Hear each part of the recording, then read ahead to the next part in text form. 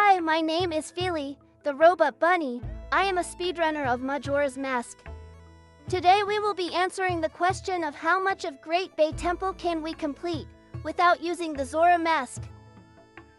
Our goal is to attempt doing 100% of the dungeon, which by the speedrun definition means we must collect all the stray fairies, the map and compass, the dungeon item, and the boss remains and heart container. And just so you all know, we will be using glitches for this, although we will not be allowing any glitches that allow you to add items to your inventory or warp to rooms within the dungeon. Anything else is fair game though, so let's jump right into it. This first room is pretty standard. We can easily get this fairy by just using fire arrows to light the torches.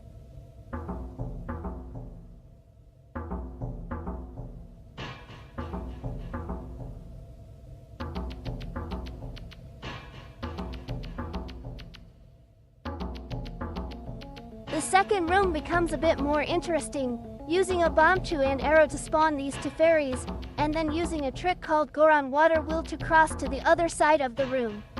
This allows us to skip having to use Zora to press an underwater switch.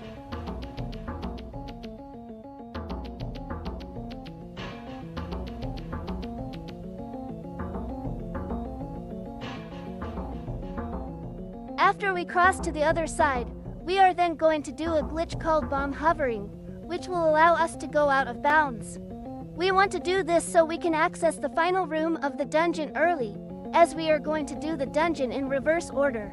This allows us to skip having to change the water direction of the dungeon. Once we are out of bounds, we can do a glitch called an item dive, which happens whenever we use a showable item, making us fall down. In this case, I used a spare Zora egg that I kept. This allows us to land in the tunnel which takes you into this room. Then we can use the blast mask to pop the bubble this fairy is in. Then we can just swim over to this pipe and pop the other fairy's bubble with hook shut and use the great fairy mask so they both come to us.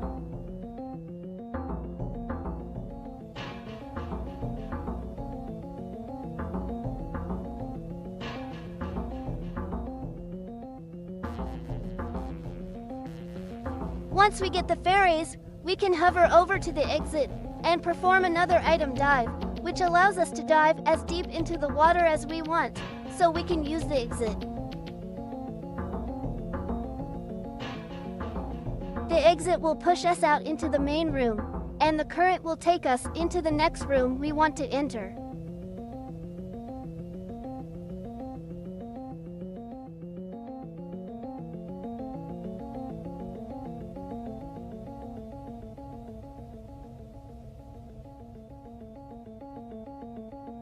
Once we are in this room, we can climb this ledge and hookshot the chest which contains the map.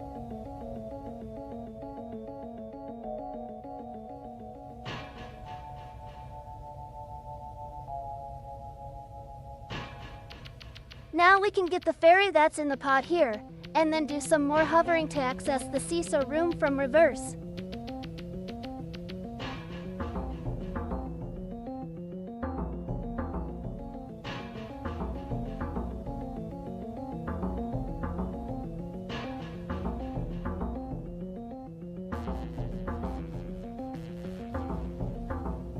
Once in here, we can use a bombchu to break an underwater barrel, causing another fairy to spawn, and then do a glitch called a weird shot, which allows us to shoot the hook shot through walls, which gives us access to another fairy.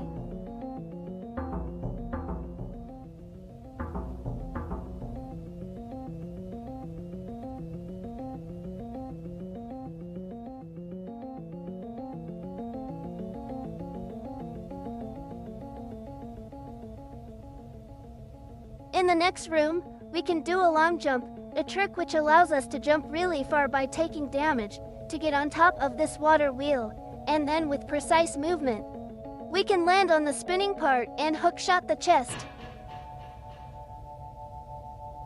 Once we get the fairy, we can just jump down onto the moving platform, and hookshot the chest for the other fairy in this room. Now we need to hover over to the exit in this room and do another item dive.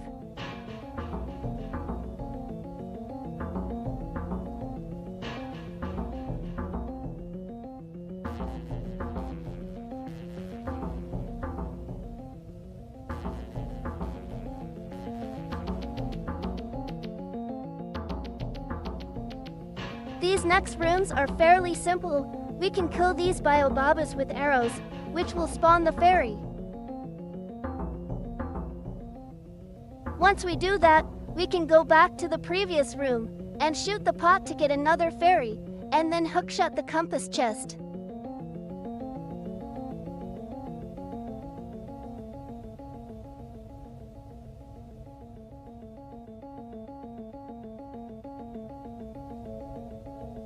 Now, sadly, this is where we begin to run into some trouble. This chest deep underwater can only be opened with Zora, as we can't open chests out of an item dive. This chest contains a small key, and currently, there is no known way to open this chest. Normally, small keys are not required for the definition of 100%, since they get reset when you play Song of Time. This also applies to the boss key. However, this means we also are not able to access the room with the ice arrow since it's locked, and there's no way to clip inside and load the room. Sadly, this means we will not be able to get 100%, but there is still more of the dungeon we are able to complete. Once we get over to this area, we can do a glitch called an ocarina dive, which is very similar to an item dive, but we can do it without having to hover first. This lets us get back into the central room. Once we surface, we can shoot an arrow at the pot that's deep underwater, and then hookshot to the barrel which contains another fairy. With that, there's only one fairy left to collect. Now, we can make our way to the next room we need to enter by jumping on this moving platform.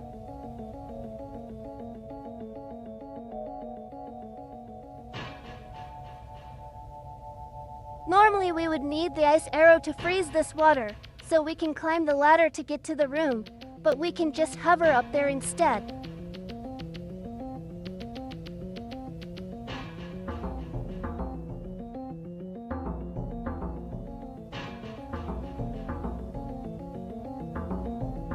Once inside, we can just hookshot up to the fairy and collect the final one.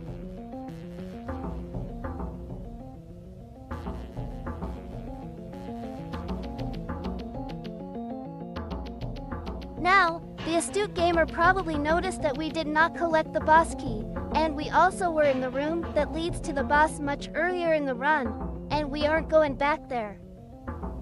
Something interesting about how this game works is that all the collision for rooms in dungeons is always loaded, even if the room itself isn't. This also includes loading zones.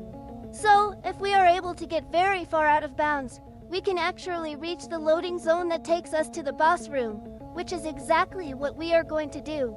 Now, I'm not sure if I can really explain what is about to happen, but just know that when you interrupt shooting the hookshot by drinking milk, the game gets very confused. This lets you continually be in a state where the game thinks you are getting pulled by the hookshot, causing you to clip out of bounds. If we do this from a specific spot, we will get pulled out of bounds and eventually land in the loading zone to the boss. The boss is already loaded, so we can shoot an arrow through the wall and hit it, which skips a cutscene that would play if we jump down this hole normally. The astute gamer might have also noticed that this whole time, we have been playing on the Japanese version of the game, and the reason for that is because of how we are going to fight Guywork. On this version of the game, there is a glitch called Power Crouch Stab. Basically, the game stores whatever damage value you just did, and will use it for your crouch stab. This was patched on the English version. Using this glitch, we can do a jump slash with the Great Fairy Sword, which will give us the most damage of any item. Then, we can do a glitch called the Infinite Sword glitch, also called ISG, which you probably have seen during this video already. This is the glitch that allows us to hover off of bombs, but it also has another function. While activated, the game thinks we are constantly using our sword, meaning we can damage things just by running into them, even underwater. We will use this to defeat Guywork, first stunning him with an arrow, then storing our jump slash damage, getting ISG, and finally hovering off a bomb and using an item dive to fall down into Guywork. This will damage him a lot, so we only need to do this once more, and then he will be dead.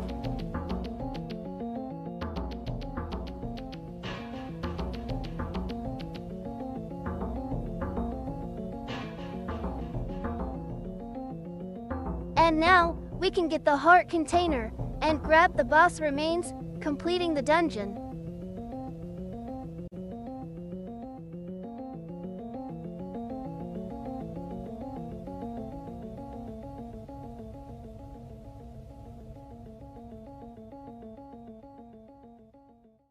So that is everything we are able to get, without using the Zora Mask.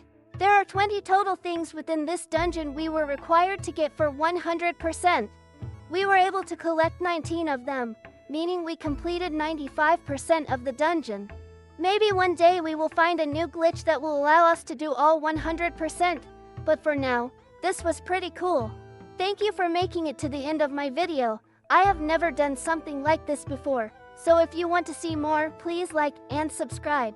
And if you want to watch me play the game live, follow me on Twitch.